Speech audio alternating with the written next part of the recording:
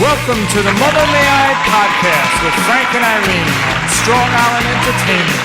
Gee, I hope I didn't make a mistake with these two. They promised me they'd bring in some really good guests.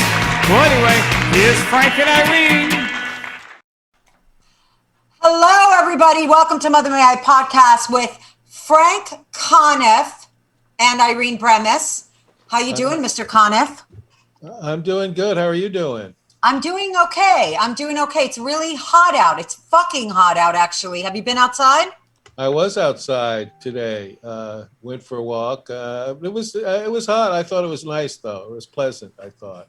Really? So you woke up on the right side of the bed today. It's like 100 degrees and you thought it was pleasant. This is why you're my hero. I think it's everything always seems worse on Staten Island. You're right, Frank. How did you know? Oh my God, how did you know? How's Millie doing? Does Millie, I mean, you obviously have air conditioning.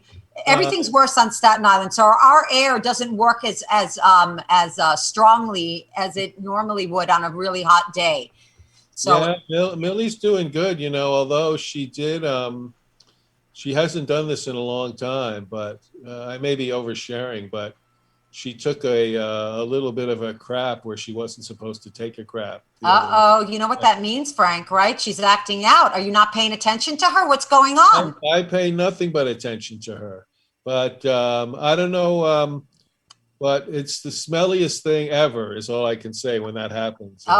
Believe me, in terms of like feces, it's like the smelliest thing in the world. Now, has she ever done this before, Frank? This is interesting. She did it not long after she came back from the hospital last time. I knew that there was stuff going on with her, but I have an appointment a week from this Saturday to take her to the vet for a checkup. So I'll find out if anything, because otherwise she's fine. Otherwise she's fine, except for that very smelly dump that she took on a fucking seat. She did. It was just. It's just horrifying. What can I tell you? It is horrifying, especially on a hot, steamy day. I'm telling you, Frank, it's a lot. So, Frank, I wanted to talk a little bit about, I was training, how I train people. I just started training again. I'm Zoom training. And I don't know if you heard about this, but I was really bummed out. I just heard about this because I'm living under a rock here on Staten Island, which is ironically, Staten Island is known as not only the Forgotten Borough, but it's also known as the Rock, which I'm living under. It's unbelievable. But I heard about Valerie Bertenelli. Did you hear about this? No, I didn't hear about this. Is there something going on with her? Yes, something happened to her, and it really put a flame up my ass. And, I know that we joke sometimes about Chris Christie, but he's not human, okay? But somebody actually said something terrible to her about her weight, and I thought, you know what? I am so fucking sick of women being abused, especially women being fat shamed. It really makes me sick. And I don't know if you had a chance to see the video, but it was really, really heartfelt. This woman, another woman apparently, fat shamed her and was making fun of her weight. I don't know the exact words that were used or whatever. And then she posted this really heartfelt video where she was crying, and she's like, when somebody puts on weight, it's not like they're not trying to lose weight. There's obviously something going on with them. And she was crying, and then she almost deleted the video, but then she reposted the video and got a lot of love and support. Yeah, but that's awful, and it's like, you're so right about women, because like every movie star or movie actor, not everyone, but a lot of them, as they've gotten older, they've all put on weight, George Clooney or Robert De Niro, or it's just it just happens that they get bulkier, but nobody ever makes a big deal about it the way they do with women, They never make a big, except for you, Frank. I'm just going to have to interrupt and interject and say that you've got your Svelte and Sweet Cheeks, your new name, Sweet Cheeks. You got this new body as a result of your quadruple bypass, okay? Right. But most people, when they gain weight and they're male, they're not held to the same standard. And I felt so bad that Valerie Bertenelli, she just recently lost her husband, and she was so hurt by this, because women have a legitimate problem as they age. We have hormones, and our whole system literally shuts down much more than a man's even. You know what I mean? Like, men shut down emotionally, women their bodies literally start to shut down with hormones, and they put on weight and they really can't help it. Yeah, in addition to everything else, I've lost emotional weight. You have lost a lot of, you have lost a lot of, but it doesn't, I never want you to stop making fun of Chris Christie. I was going to ask you. I have actually, that's the thing about Chris Christie is, I used to do a lot of jokes about him. Yeah. And I don't as much because he's more irrelevant now, although he's trying to be relevant. And see, there I go again. But because the point I was about to make is when I've done it on Twitter, like I do, sometimes people will say, oh, that's fat shaming. There's a lot of other stuff you can make fun of him for that's more valid, which is true. And by the way, the ironic thing with me, with all of when I was on John Fugelsang's show, and I always did Chris Christie weight jokes. But the one time I didn't was when I just pointed out that he was a corrupt piece of shit. That's what got me fired from Sirius XM. It's unbelievable. But I do, I am conscientious of that now, I have to say, about the fat jokes. And I don't do them publicly as much, but I still privately, I love those kind of jokes. So the important point I want to make is that I'm still a horrible person, but not publicly. Not so much publicly anymore. Not so much publicly anymore. It's like you're curtailing how evil you can be. Although I was going to ask you if you went to the Blob Fest, which is what they call Christmas at Chris Christie's house. I'm sorry, sweetie. You were supposed to go. I mean, come on. The thing is that it's infectious. No, seriously. Fat shaming, I agree with you. It's not good in any circumstance, not because of Chris Christie. I'm not defending him. He's indefensible. I'm just saying that somebody kind might get hurt as a result. Well, also the thing about someone like Chris Christie is this is a guy who, who passed or supported laws that hurt other people for the way they were, that hurt, like drug laws for people who maybe had a weakness for taking drugs. Well, he has a weakness too, for obviously. Exactly. But he's willing to punish other people for those kind of things, and being anti-LGBT.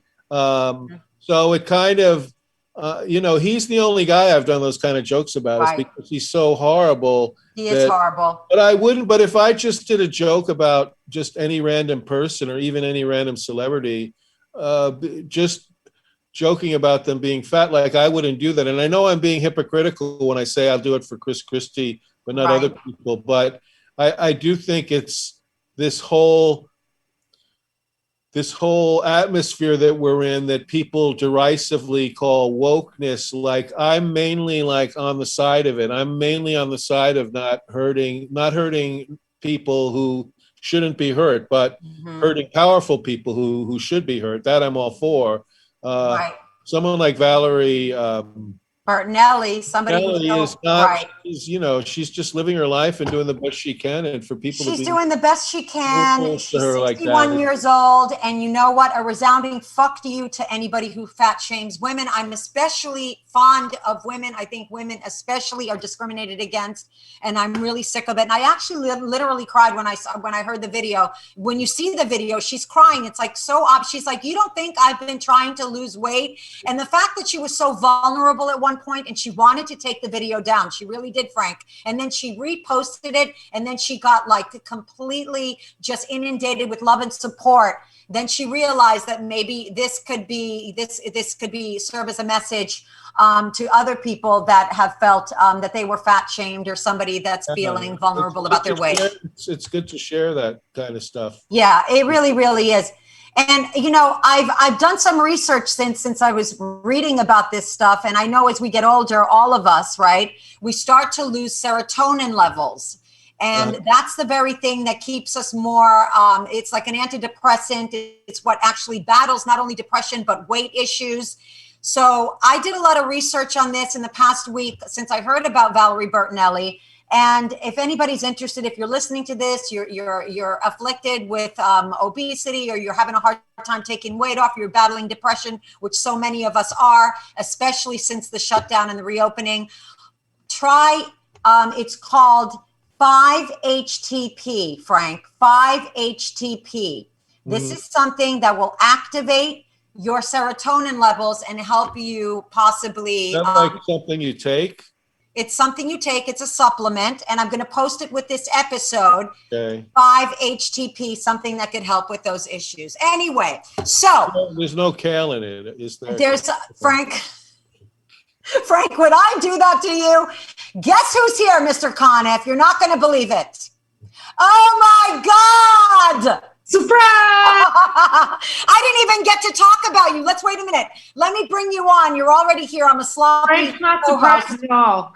Let me just say, Frank, you remember this beautiful face. I mean, you've seen this girl in Thunderbird. It's now out. She was in Clarice. She was in The Strain.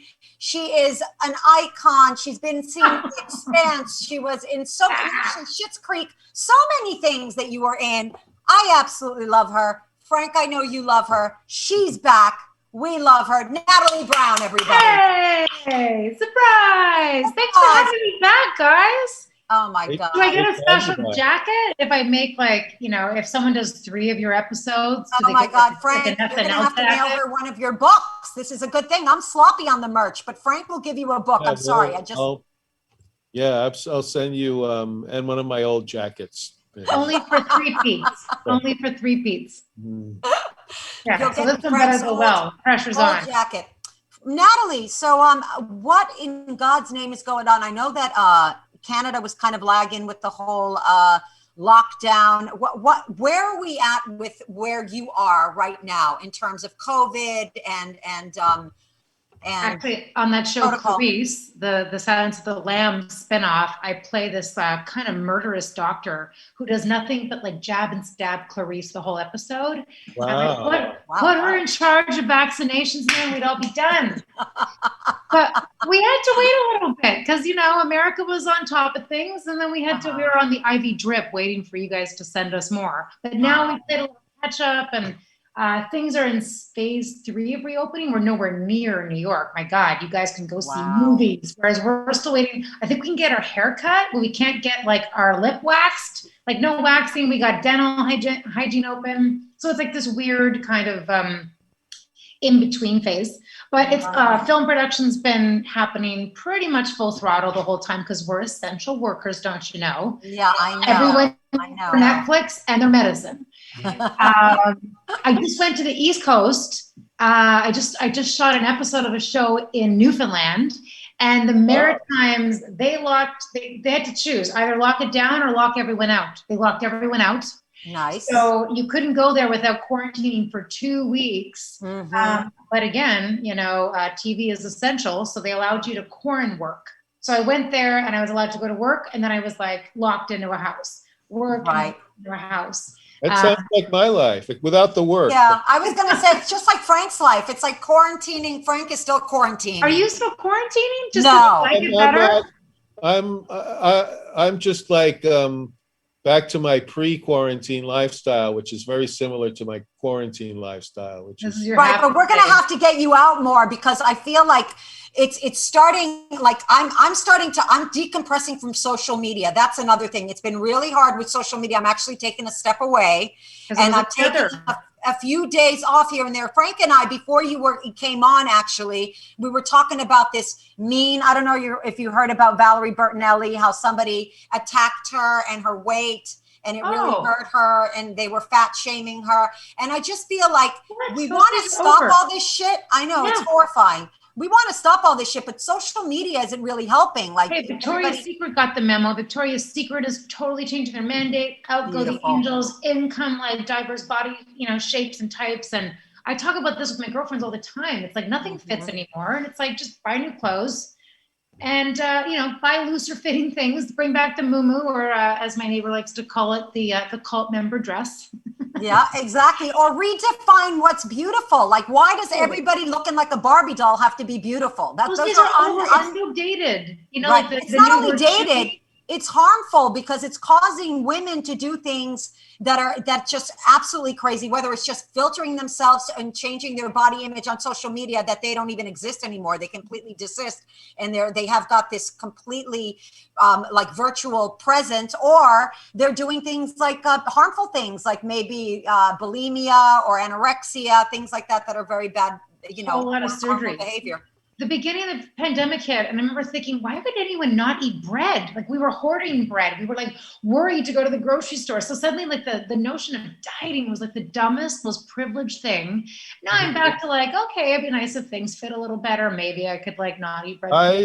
You guys might have read this too. This is an actual quote. I'm not making this up. That the pandemic, the lockdown, it was so traumatizing for Gwyneth Paltrow that she ate bread. That was embarrassing. She ate bread? Wow. I thought you were going to say she ate her goop, which I think is edible. Okay.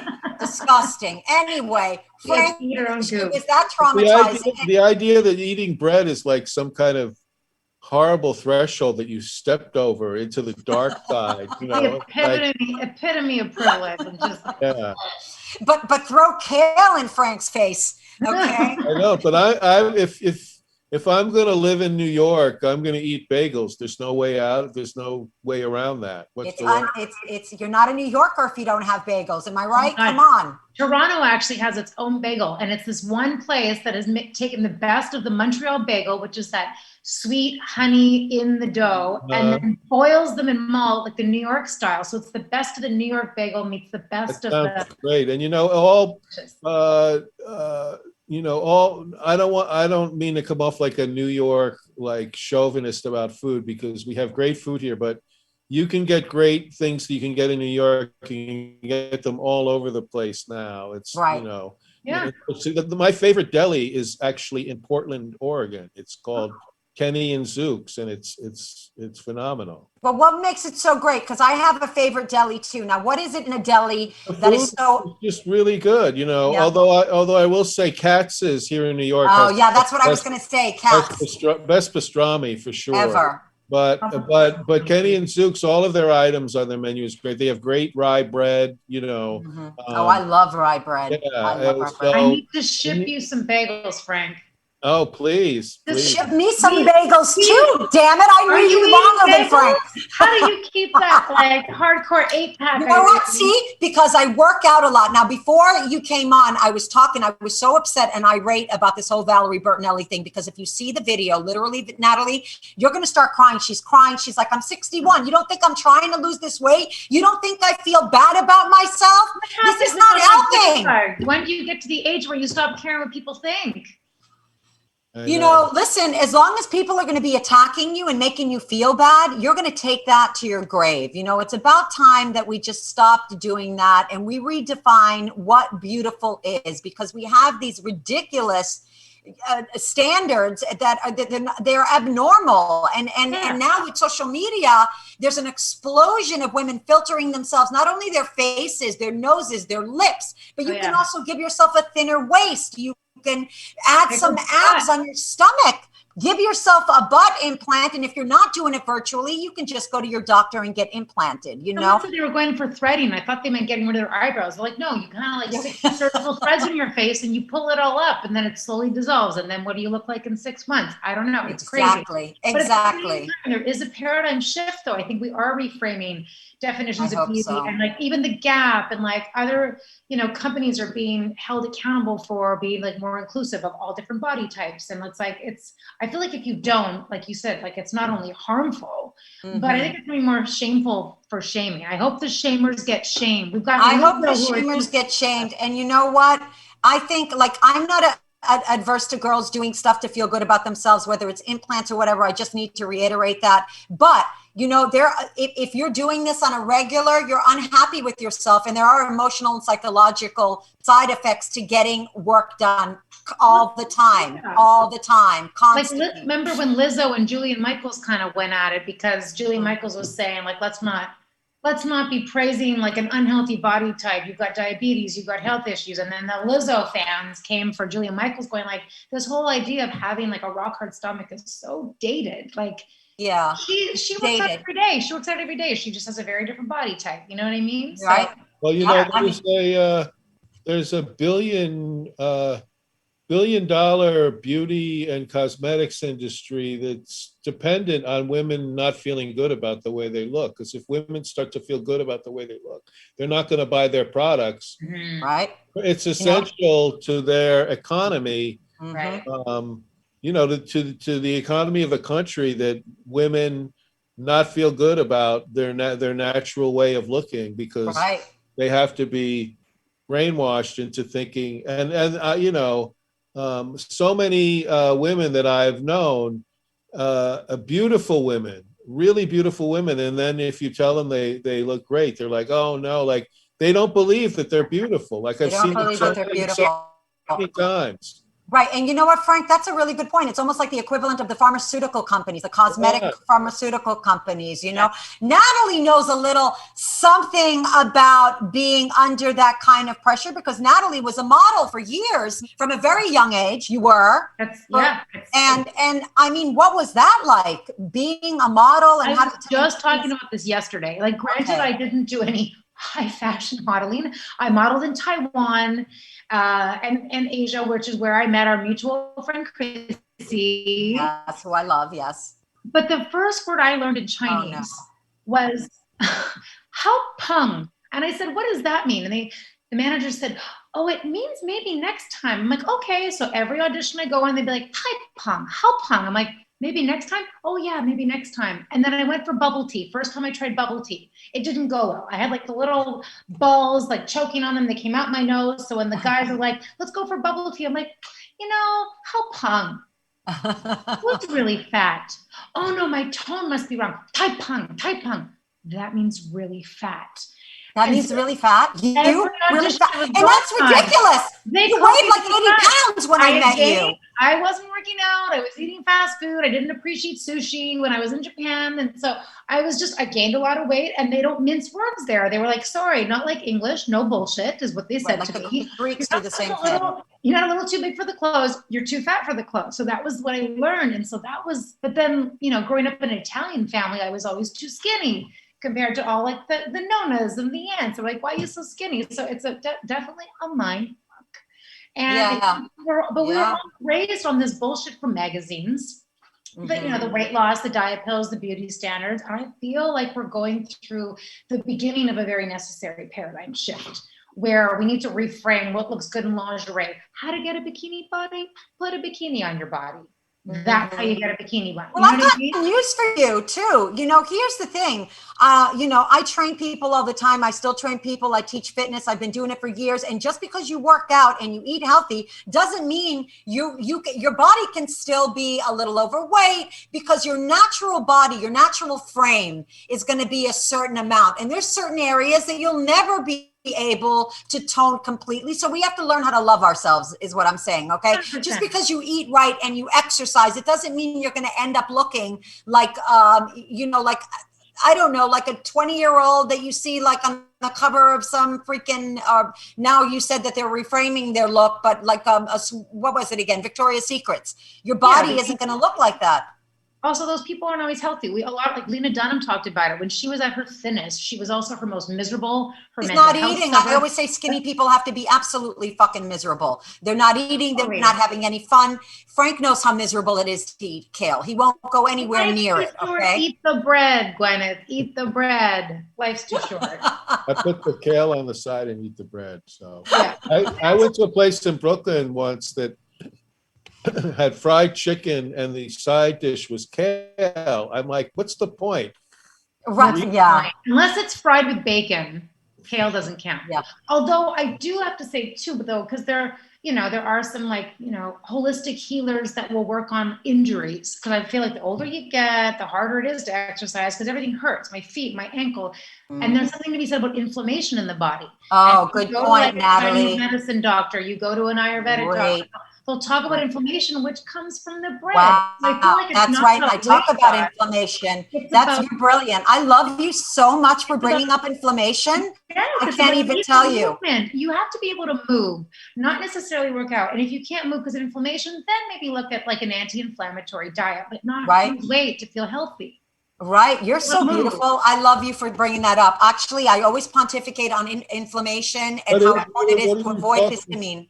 When you say inflammation, like what precisely does that mean? That means histamine foods. And sometimes histamine foods that contain histamine, Frank, they can be healthy for you, like spinach, but they cause inflammation. It's mostly unhealthy foods, but there are like eating raw. Inflammation. Raw. I can't eat raw broccoli, or I end up like completely bloated, even though broccoli is good for you. And you know, gluten can be, or bread, or like, you know what it is? It's processed foods. As soon as you process grain, it causes an inflammatory response in the body, and that's when you start to feel pain. Rheumatoid arthritis, when you get fibromyalgia, when your joints start to hurt, it's inflammation in the body, leads to cancer, leads to a host of other things. I had my first gout attack in a couple of years just the other day.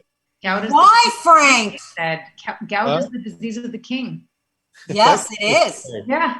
Those who eat really well can sometimes. Yeah, well, Frank I saw a picture that he posted with a turkey thing in his hand. No, I'm just kidding. And a goblet in the other. I don't know. I mean, I've eaten much healthier in the past couple of years, so I think that's why I've gotten gout less often. Absolutely. Eating healthy gave you gout? No, but what gave you gout, Frank? I've had gout since I was like 16 or something like that. I'm sorry, that hates to brag, ladies. Pipe it down. It comes and goes. Well, no, if I really want to press the ladies, I'll talk about my sleep apnea mask. Apnea and gout is a hot combo, Frank. Yeah, it really is. Stop. I'm getting turned on, Frank. Stop it. It totally is. But I had my gout medication here, but it was 6 months past its expiration date. But I took it and it worked. So. It did work. Frank, are you taking allopurinol for that? No, I used to take that. I just take colchicine when I have an attack. When you have an attack. Now, what do you think gave you an attack? And for on a regular basis, you should probably get concentrated cherries. You know what? I've been through all of that. You've been through this? When I used to have, I went through a period in LA where I had really bad gout, and my insurance had run out, so I didn't go to the doctor. So I was looking for all kinds of things like eating more cherries, eating more blueberries. I didn't get any relief until I finally went to the doctor and said, give me some fucking drugs. And then I finally got some relief. Because for people that don't know, gout is so fucking painful. Am I right, Frank? That you can't even put a sheet on your, where do you get it? In your toe or your knee? Where do you get it? I get it in my foot and in my knee and in my toe. I get it in different places. Wow. You can't even have a sheet touching it. That's how much it hurts when you get gout. But what do you think gave you gout? The worst is taint gout. I don't know if you ever got that. God. Wow. Taint gout is really painful. I think Steve still has that. He has it on a daily. You can't wear pants. What do you think gave you gout, though? Seriously, because you've been eating healthier than ever. I think it's just a thing that is just going to happen every now and then, no matter what, It doesn't happen when you eat more meat? I eat very little meat. I have to tell you, I'll have a roast beef sandwich once every 2 weeks or something like that. That's it. I mean, I haven't had a hamburger. I eat a lot of veggie burgers, and I even did a post about it online. I said the key to enjoying veggie burgers is to try not to think about how real hamburgers taste so much fucking better. Much fucking better. But they're fine. They work fine. Pickles are the answer. Yeah. Beyond burgers, I want to get into it. I eat turkey burgers. I eat chicken burgers. I eat veggie burgers, but I haven't had a steak in a year or something like that. Well, I'm going to interject and say that might be a little bit of an exaggeration because John did bring you the steaks. Was it a year ago? That's the last one I had was the one that John gave me. Okay, I haven't had one since then. You haven't had one since then. I want to get into the Beyond Burgers, but to me, they smell like dog food, and I can't get past that. Am I the only one that's got a lot of fillers in them too? Like anything, I like to go by 5 ingredients or less. And if something's like a paragraph, I'm out. But but I think it's the chemicals and the ingredients that make it taste good. Something's got to make it stick together. Yeah. Or I know shitting all over Frank's. Howard Stern, he's always about Gardein burgers. I don't know. I haven't tried them. The real veggie burgers that are like what you said, that have no artificial, those taste like shit. The ones with no artificial ingredients in them. They do, unfortunately, but there's a lot of sodium in those, but they have a lot of preservatives, and they're, so you do have to look. I look at the fine print, and sadly, when they smelled like dog food, I did look at a can of dog food, and there was a lot of the same ingredients. I'm not making this shit up. Is that why I tried to hump your leg the last time I saw you? Too many garden burgers, Frank. Tried to hump my leg, Frank. I couldn't get you off of me. Oh, God. We've seen each other in person? We did. Yeah. We finally did. Exciting. Yeah. I mean, it's so sad. I still can't wrap my head around the fact that, we're past it and we forget that people like in Canada are still, grappling with this whole thing. More like in Brazil and India. In Brazil and other parts of the country, the world. Yeah. Also, but in America too, what we have happening, and this is really happening, is that we have a political party that wants us all to die, and that is literally discouraging people from getting the vaccine, and discouraging and bad-mouthing the vaccines, and are hoping for political purposes that the pandemic continues and that more people are killed. That is literally their policy. That is their policy, and I'm here to tell you that those are tax-paying people and part of their party. It's their supportive. It's their base, though. Right. Yeah. It's gross. Do you know that I know 2 people? One person, her sister is now in the hospital. My client's best friend's sister's in the hospital. This girl was a COVID denier. She didn't wear a mask. She never got vaccinated. She's being intubated. She's ready to die. Mm-hmm. And another guy that I know that lives in New Jersey. He didn't believe in COVID, or he didn't want to get vaccinated. I don't know if he believed in COVID. That's a lot, but he definitely didn't want to get vaccinated. He was one of these people very apprehensive about getting vaccinated. And he also has COVID, and he's in the hospital right now. So all of the people that are, I think some kind of like 99% of the people who've recently been hospitalized are all unvaccinated. All unvaccinated. That's right. They're unvaccinated, So there's a surge now. There's a spike, especially in places where people, most adults aren't vaccinated. And COVID is real. It's here. It's still here. It's not going away, So if you want to re-enter life. Because New York has a vaccination card, right? So it's like if you want to go into a place, you have to. That's actually interesting that you bring that up, because the 2 comedy shows that I've done, they both said in the ad for the show, proof of vaccination required. Wow, that's great. At the show, nobody checked it at all. Right. Wow. But at least it's a lot of lip service happening, at least. Yes. Showing that you tried, showing that they warned you. Mm-hmm. But then they're not following through.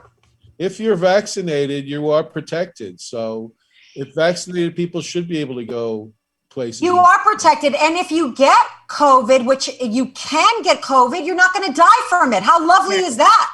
Yeah, it's pretty great. It's a good deal. But I think here too, I think it's a major legal issue. Can you force people to be vaccinated? Can you force healthcare workers to get vaccinated? Can people sue their employers if they don't want to get vaccinated and they're told that they can't work? So I think we're entering like a really interesting phase of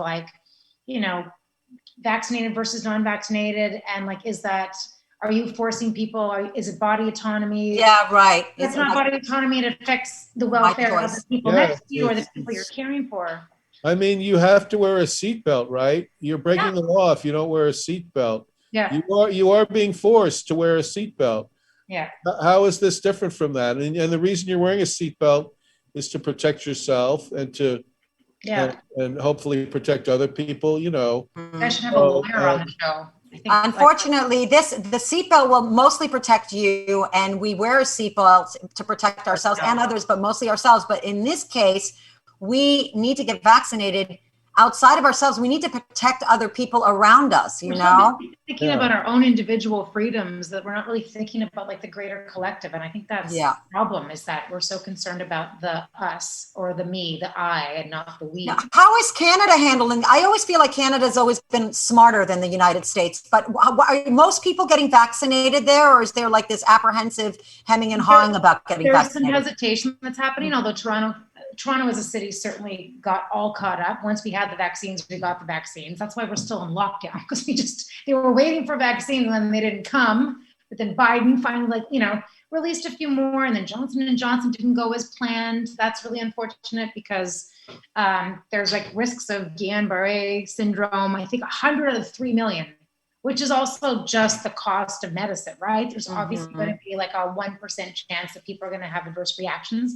I know people whose close friends have had adverse vaccine reactions, but they're still going to get it because that they know that, like the price of progress, the price of medicine are 100 of 3 million. And also, and it's short-lived, expect to get sick with that second shot, but it's short-lived, even like asparagus isn't good for gout. Frank can't binge on asparagus. It'll cause gout. Okay. I thought I could pee the gout away. It didn't work. Asparagus makes your pee smell funny. Is that what it's doing? It's peeing the gout away. That's what it is. I tried to pee it away, but it tried to pee the gout away. No, but you're right. Seriously. Yeah. Yes. Okay. With the Johnson & Johnson might cause Guillain-Barré syndrome. Guess what also causes Guillain-Barré? Getting COVID. So I'd rather take my chances. Like I know a girl who ended up with Bell's palsy. This was after AstraZeneca.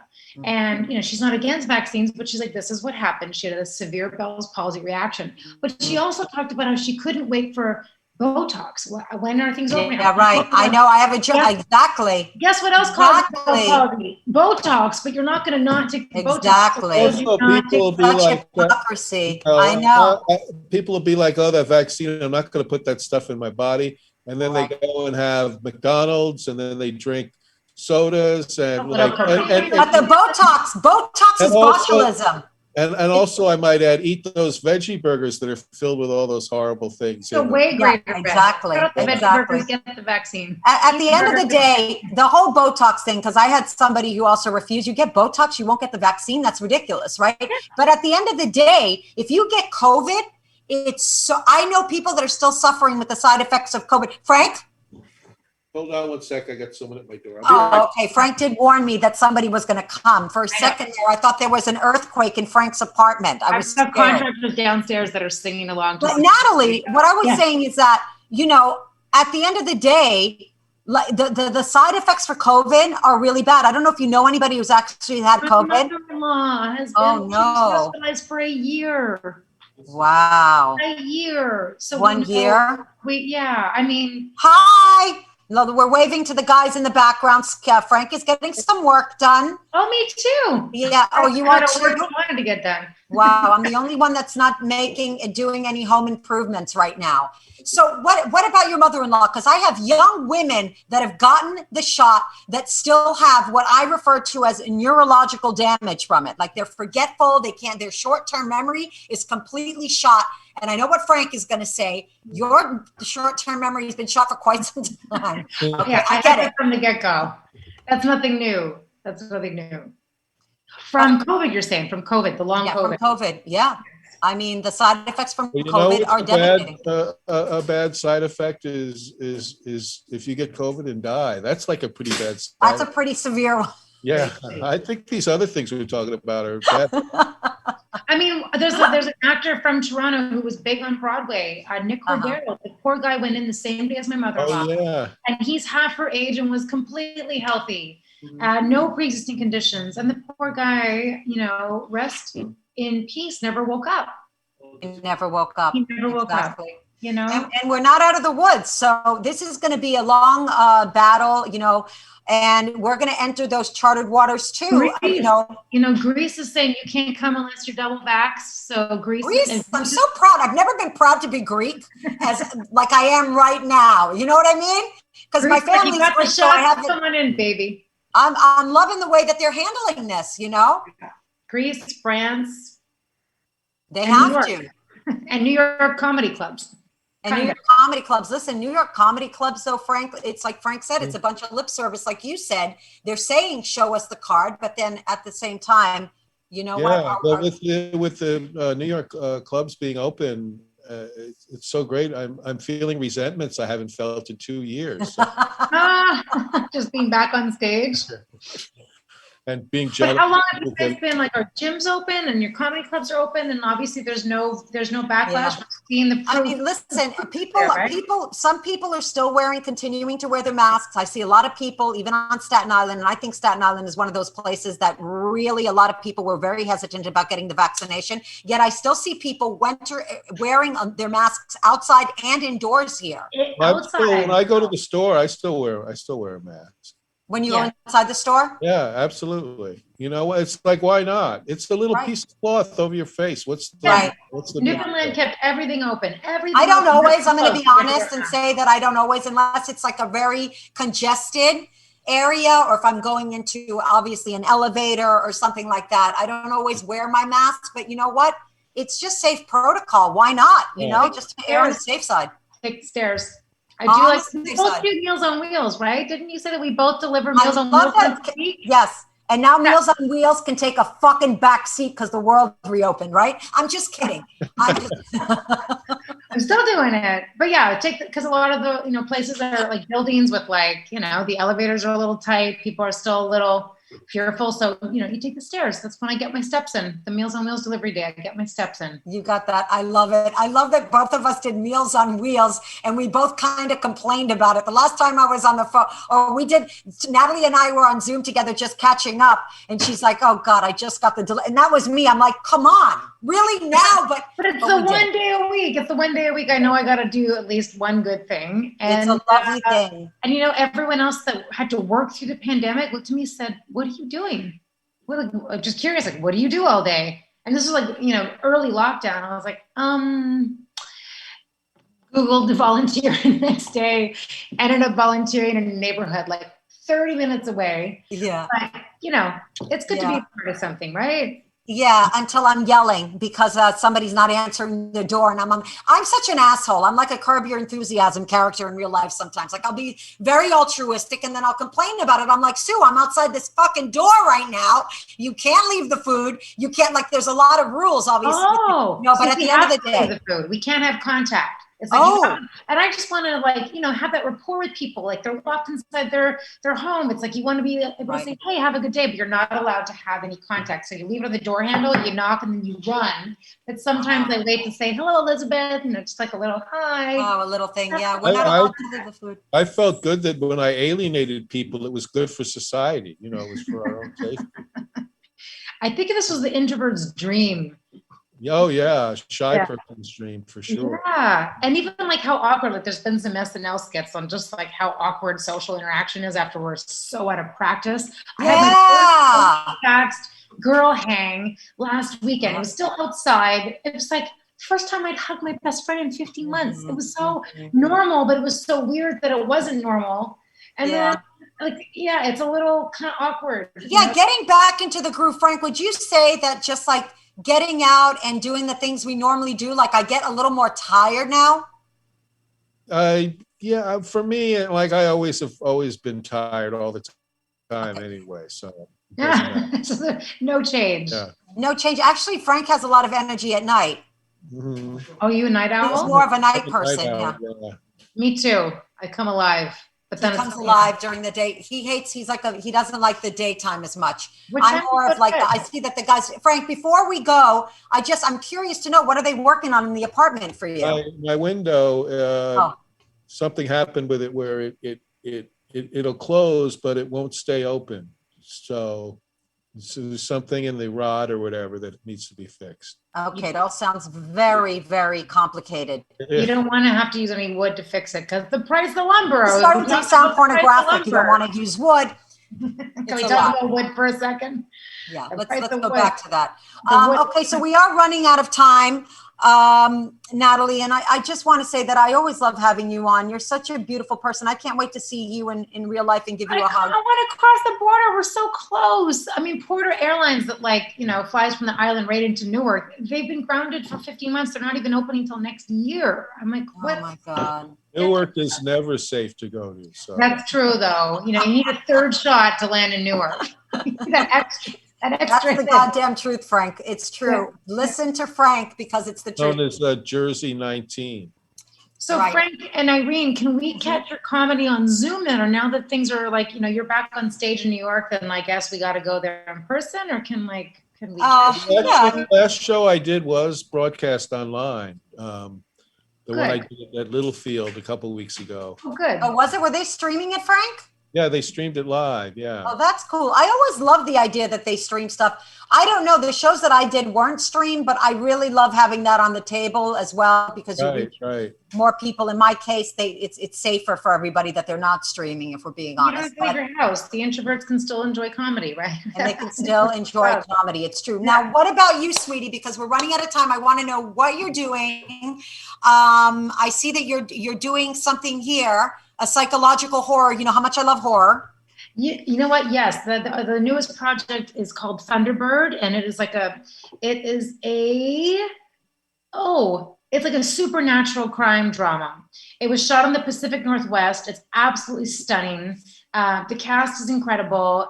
It's not what you would think. Like I kind of described it as like a First Nations Indigenous supernatural thriller. So it was heavily on First Nations legends and folklore of the Thunderbird.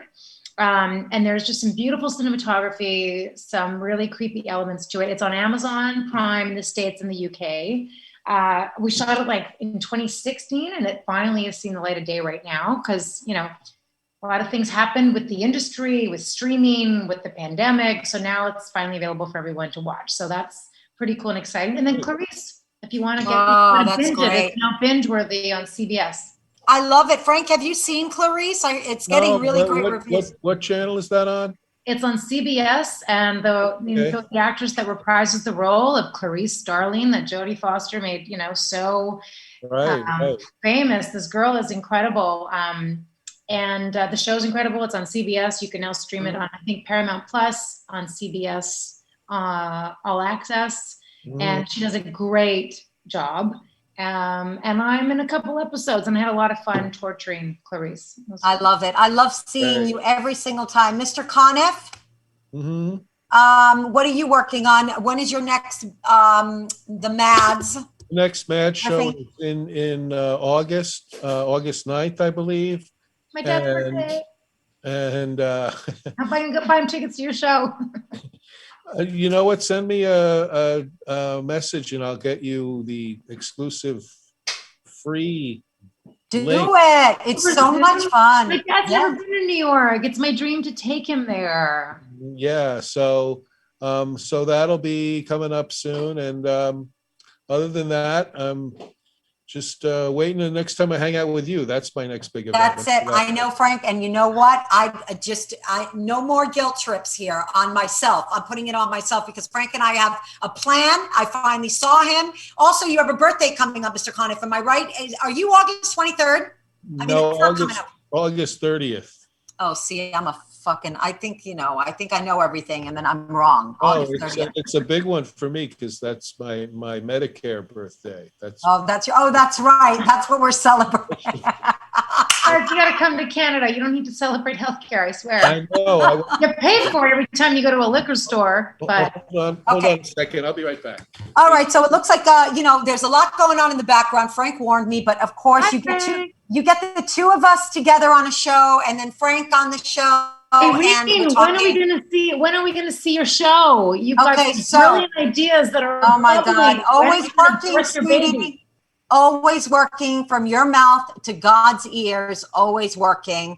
Always working, as you are always working. You've got brilliant things bubbling. I've got things bubbling. We got to do it. You know what I always say, and I want to end on this one? Don't ever think that all the work that we do is just going to be like it's dead in the water. It's not. I like to say that, you know what? We're exactly where we need to be. This is profundity that's been passed along to me, that I'm passing along to everybody else. And it's all about just as creative people, what do? We keep throwing spaghetti against the wall. And That's what I said. Keep throwing shit at the wall. That's right. Some sticks and then throw more shit at the wall. There's more shit against the wall. And we're still talking, Frank, but I'm going to leave right now when I say, Natalie. I'm back. Wait, my window's been fixed. Everything is okay now. Oh, really? Wow. Jesus, that took like, that was like 5 seconds. Can he come fix I have windows being installed right now. I'm sorry, Frank. That's you guys are way faster than mine. That's, people here, they come, they do one thing, they take a week just to fix a window. Frank gets a window fixed by the time it took him a few days to get the part or whatever. But my superintendent, who is a former fireman, like someone he's a great superintendent. He is what? He keeps the building in check. He is? He does, yeah. I always like to hear positive things about firemen because so many of them deserve to go into a burning building. I'm sorry, I did say that. Really? Fuck it. You don't know what it's like to be married to one. Anyway, guys, I love you. I love Frank Conniff. I love Natalie. Natalie, we should together for Frank's show, if we can, why don't we zoom into his thing? It's so much fun. Frank? Oh my God, can't we? You think you could send us the link? Yeah, we'll send you the link I'll send you the link for the next show and you guys can watch. I want a little chair in the back of the audience with an actual laptop so I can actually FaceTime and be a face in the back and heckle. Just kidding.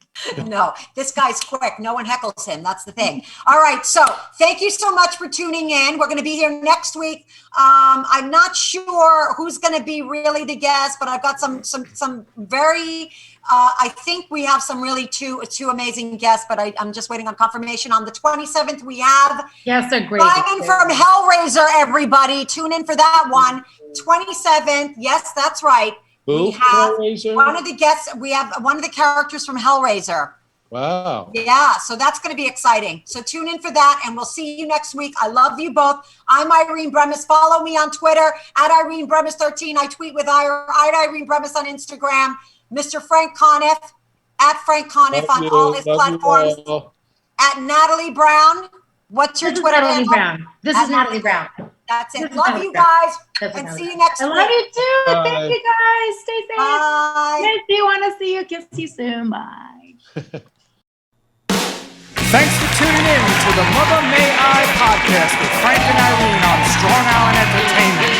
Check us out next week when Frank and Irene sit down with, you know what? I don't know what these two are going to do next, but we'll see you next week.